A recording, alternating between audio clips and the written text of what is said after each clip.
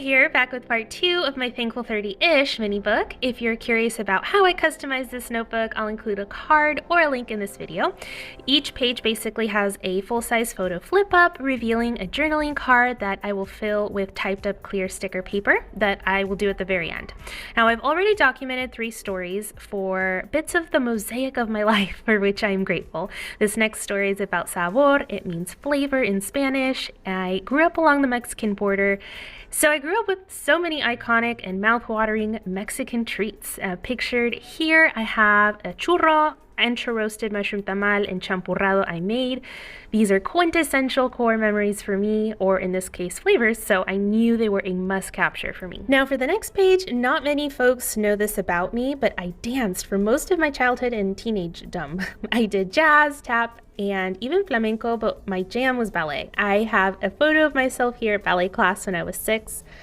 Dance was always a time when I could shift my focus from what was going on at home and simply be. Let the moves flow and immerse myself in the music. And much later, I learned that creative outlets like these can actually help forge connections in our brains to help reduce anxiety, which is hilariously ironic since I now scrapbook. For this page, I'm documenting classical music. I know I have a dedication to music, but I have a special place in my heart for contemporary classical music.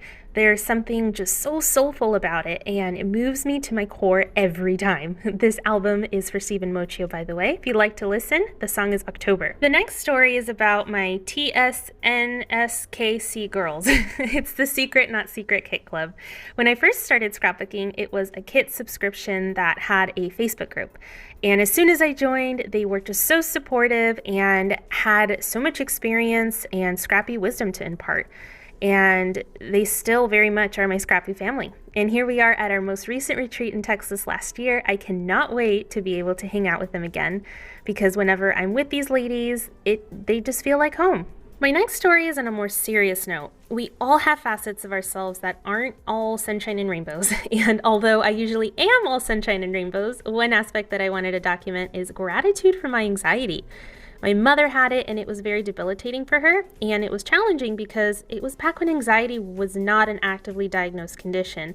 So thankfully, when I experienced my first onset, there was a lot more information on ways to manage it. So it might sound strange, but I'm thankful for my anxiety because it's an accelerant.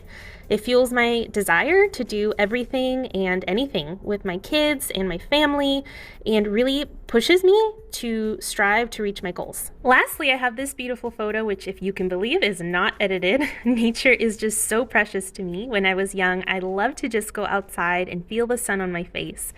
I personally believe in God and have always felt Him most strongly in nature.